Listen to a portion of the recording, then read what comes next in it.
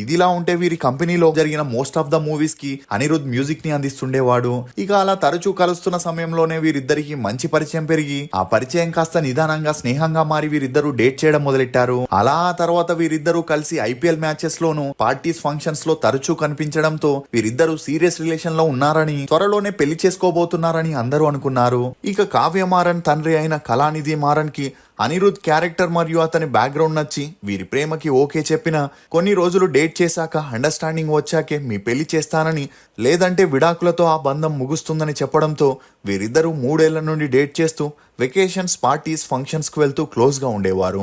ఇక అలా వీరి ప్రేమని పెళ్లి దాకా తీసుకెళ్లాలని అనిరుద్ మామయ్య అయిన సూపర్ స్టార్ రజనీకాంత్ గారు ఈ పెళ్లి సంబంధం కోసం స్వయంగా రంగంలోకి దిగి కళానిధి మారన్తో మాట్లాడి ఆ జంటని ఆశీర్వదించాలని కోరగా ఇరువైపుల పెద్దలు ఎటువంటి అభ్యంతరం లేకుండా గ్రీన్ సిగ్నల్ ఇవ్వడంతో త్వరలోనే ఎంగేజ్మెంట్ చేసుకుని తమ రిలేషన్ ని అఫీషియల్ చేయబోతున్నట్లు తెలుస్తుంది.